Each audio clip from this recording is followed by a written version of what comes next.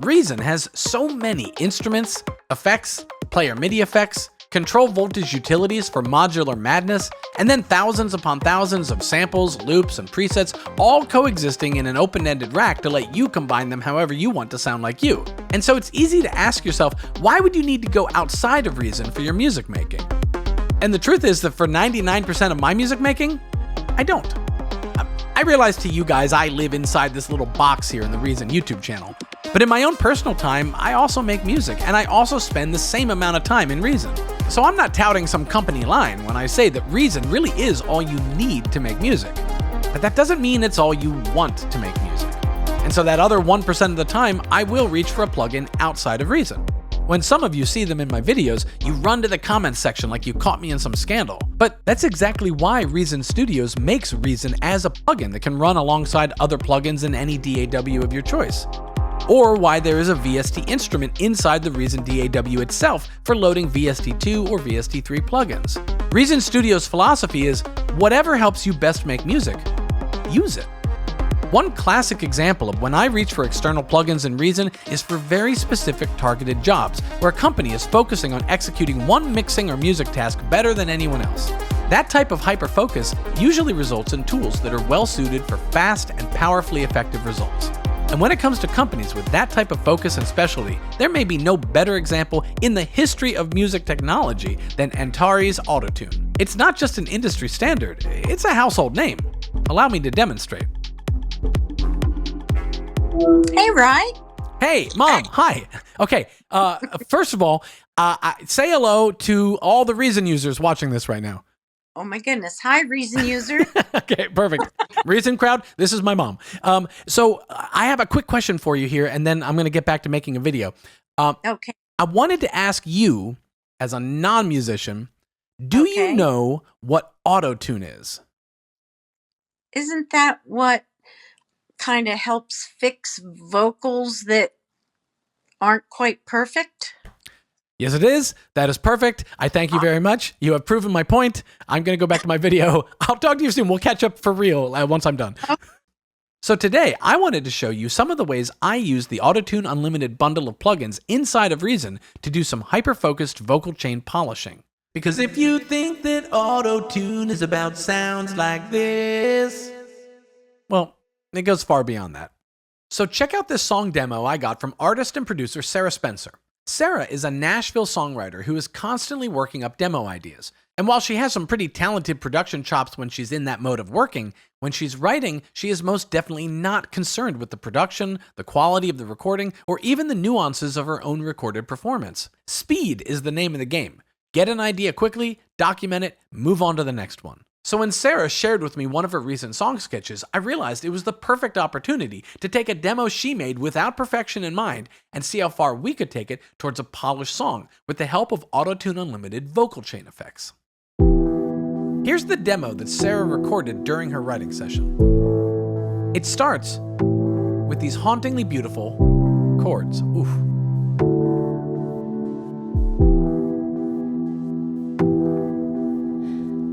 I couldn't speak up, couldn't say the words. You were the keeper, kept all of my hurt. Oh, I let you keep me locked in. And you can hear she's added a little backbeat snare just to help her keep time. You held our secrets up over my head. If I released them, told me I'd wind up dead. Oh, I'm thinking that I might start talking. And then she brings in an alternate hook melody for a chorus. I've been covering for you since then, discovering how you used me. I will hold you to the truth.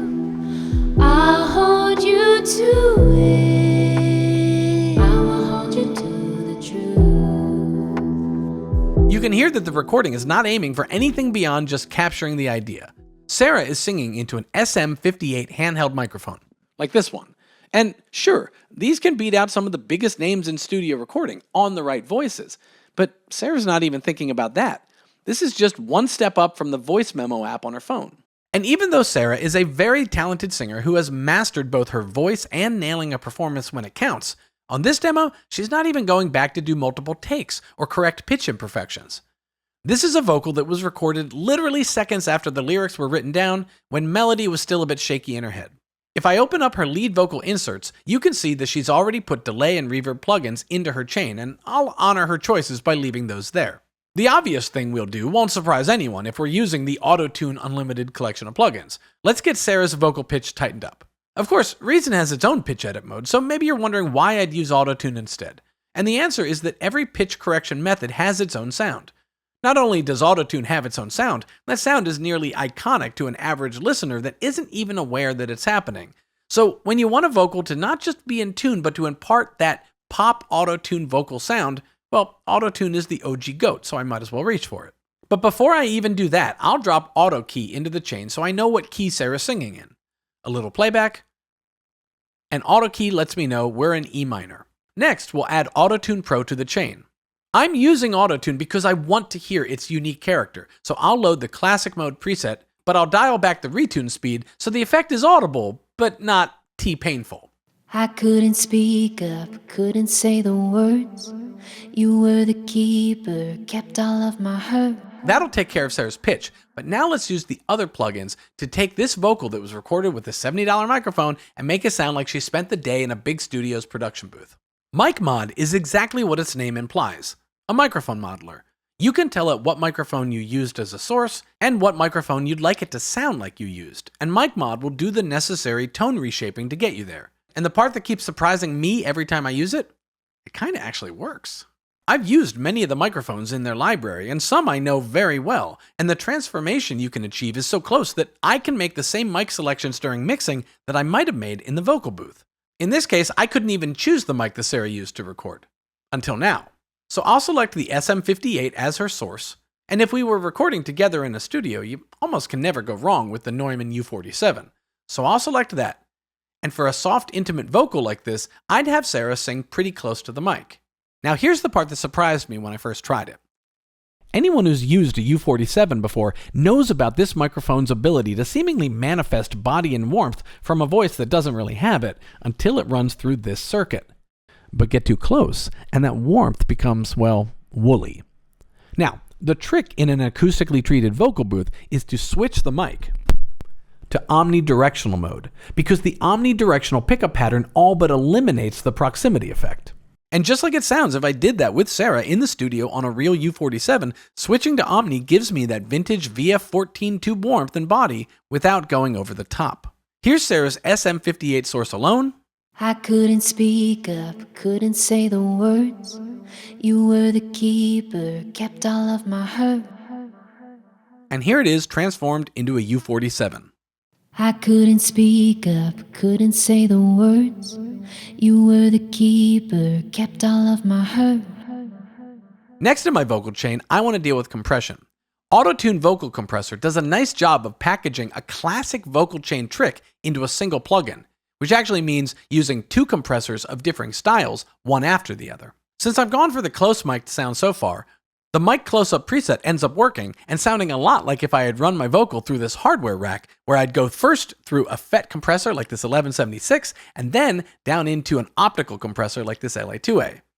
The FET compressor handles the transient peaks in the sound, while then the optical compressor smooths out the overall vocal. All I really have to do is dial in the settings for each compressor, no differently than I would if they were separate plugins. I typically drive the FET part of the chain a little harder than the optical side of the signal. Let you keep me locked in. I couldn't speak up, couldn't say the words. Next, let's bring Auto-Tune Vocal EQ into the mix to do some tonal shaping and surgical correction to this vocal. Since I know I want to de-ess the vocal to keep those sibilant S's and T's in check, I'll start with a de-esser preset. You'll notice the de-esser notch has a live dynamic quality to it that reacts to my signal, and using the spectrum frequency display below, I can fine-tune the frequency center of the de-esser for Sarah's voice. One thing that's very obvious is that after bringing up the low-end body frequencies through our mic modeling and then compressing our vocal, the room noise has come up along with it. Let you keep me locked in. It actually sounds like Sarah had the air conditioner running in the background during her take because, again, she's in writing mode, not perfection mode. Well, good for you, Sarah. You stay comfortable. We'll handle it on our end. I'll activate the high-pass filter band and bring it up to remove the lowest rumbles.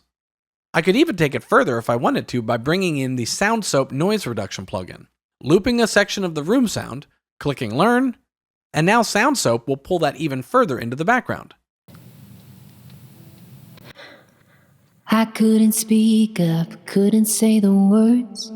You were the keeper, kept all of my hurt. Oh, I let you keep me locked in. You held our secrets up over my head. Okay, but back to our EQ. I'm going to use that same de-esser's dynamic concept, but in reverse on a high mid-frequency band.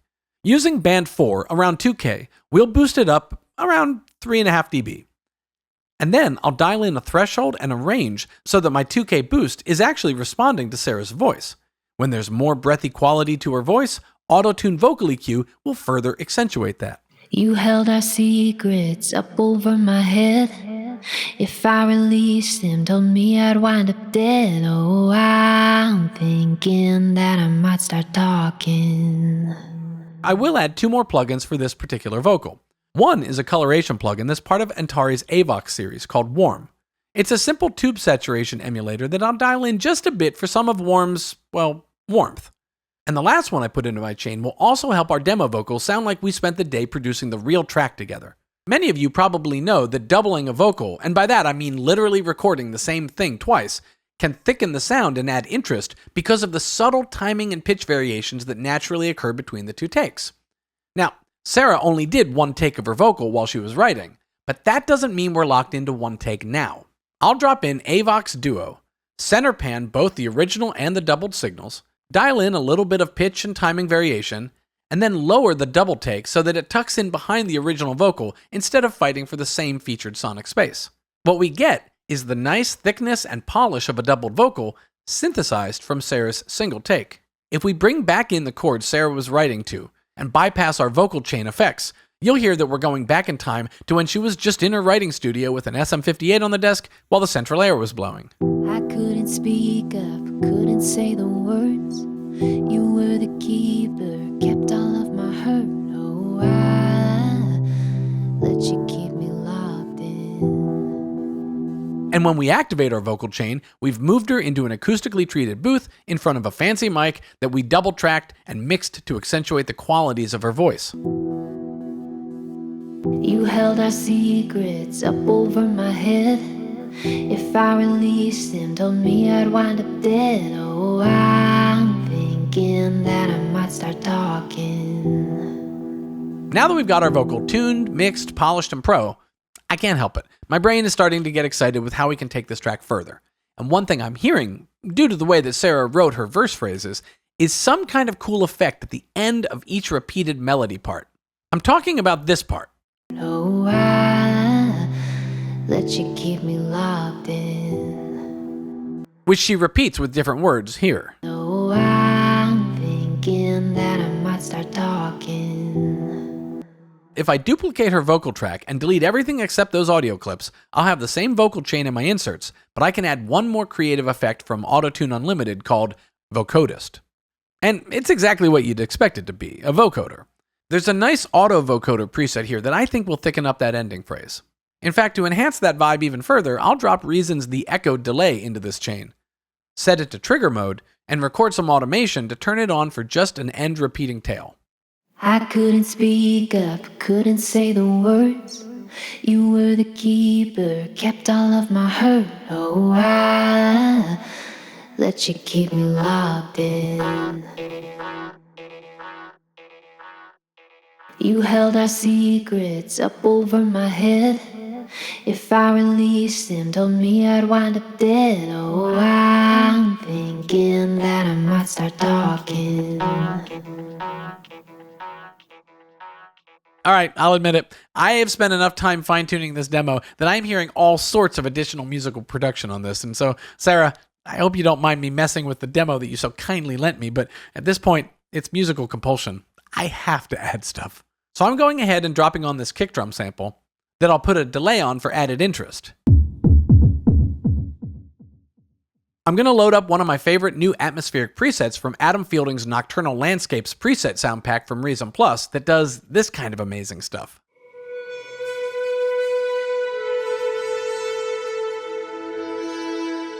I've got another drum loop that will drive this song's pulse that I'll run through the sweeper filter using its LFO to sweep back and forth a little bit in the frequency range.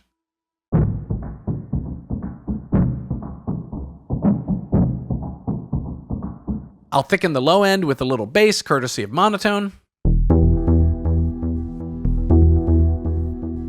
Bring in some ticking percussion halfway through the verse.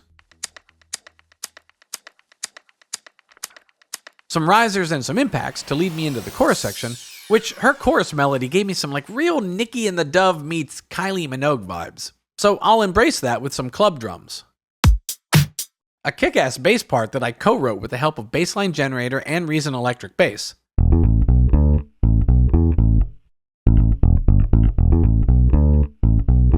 My favorite pluck synth of all time, Spio's Sign Pluck from the Factory Sound Bank.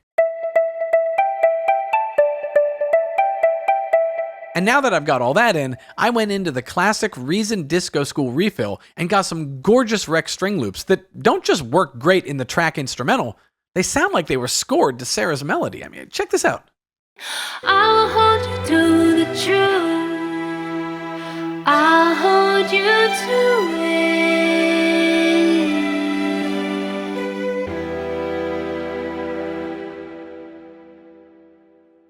I mean, perfect, right? Now, Sarah did dip into producer mode herself here just a little bit once she got the melodies written by recording some double-tracked chorus layers, including one layer that I can see she used a gender-bending effect on, but it's a plugin I don't have. So I'll swap that out for Antares AVOX Mutator to do the same type of 4-man frequency gender shift with its own unique controls to shape the singer's throat length and width. In my case, I want those unnatural sounds, the kind that were made groundbreakingly popular by Swedish electro duo The Knife. I will hold you to the truth. The other thing I can see is that she actually did record a double-tracked vocal in the chorus, but I'm pretty sure that she's just marking territory here. It feels more like a post-it note that she put into her song to remind her of what she would really do when she's producing up this song, which is to stack up big choir vocals there. Well, I can accomplish that same sound using the AVOX Choir plug-in. And so let's drop that onto her double track to take her audio post-it note and turn it into a wide stereo 4-part choir.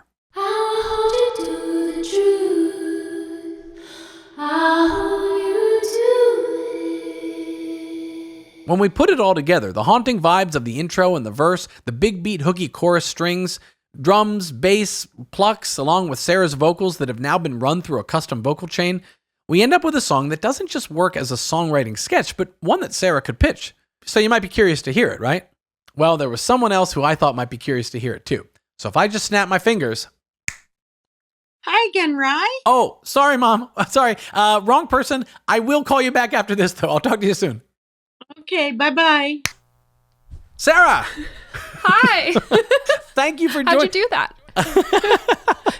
I've been talking about you in this whole video now, and I thought it would only make sense to actually join you here live, So, how are you doing? And also, thank you for lending us your song. Oh my gosh, I'm doing great. I'm so excited to hear this. When you reached out about this whole idea and you're like, do you happen to have a song? And send me one that's got a lot of vocals in it. And I was like, well, I have a bunch of song sketch ideas, which is mostly what I spend my time doing, is writing and quickly trying to get an idea down and quickly trying to build up some rough, atmosphere around the idea production wise. So I was like, yeah, I have some really, really rough vocals for you. If you want them, here you go. They're listenable, but I love it. And listen, dirty. because the rest of the Reason community can't do this, I'm going to do this for you. I'm going to give you a big clap for being so brave as to send us these, because sketches, I've got sketches, but I don't put them out on, the world.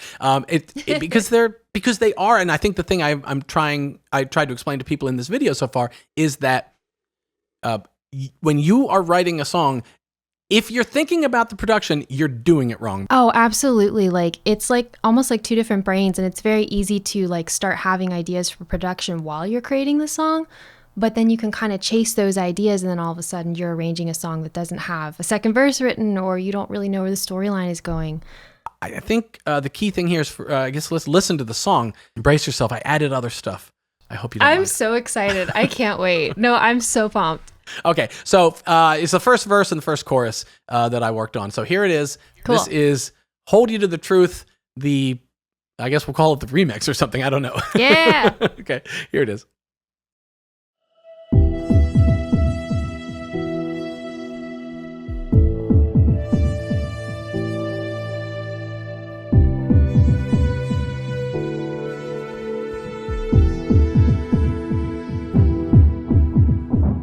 I couldn't speak up, couldn't say the words. You were the keeper, kept all of my hurt. Oh, I let you keep me locked in. Oh, that's so spooky. You held our secrets up over my head. If I released them, told me I'd wind up dead. Oh, I'm thinking that I might start talking.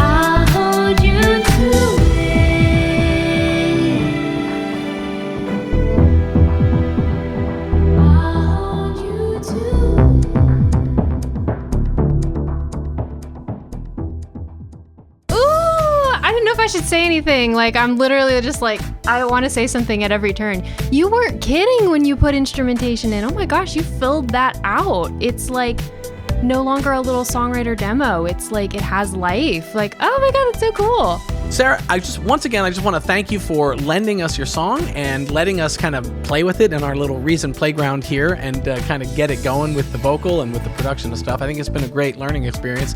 And let people know, if you could, where they can follow you, because I'd like to hope that this song has legs now and it'll kind of go forward. So where can people follow you on social media and kind of stay in touch with you? Yeah, I mean, my name's Sarah Spencer. I'm all the places. If you Google Sarah Spencer, I'll come up. But songfancy.com is my songwriting blog. And if you want to join the 5 in 5 Song Challenge, you can head over to songfancy.com/5in5. Or you just Google the 5 in 5 Song Challenge. It'll come right up. Everybody's welcome. Producers, writers, if you've never written a song in your life, it's definitely the challenge for you. And Ryan, thank you so much. It's so cool knowing that like this song that I wrote with a bunch of different songs all at the same time, just in writing phase, not knowing where they're going to go, really just making music and seeing that it's landed here and like watching this transformation. And I'm so glad that this song was the piece for this video. And just thanks for using my song.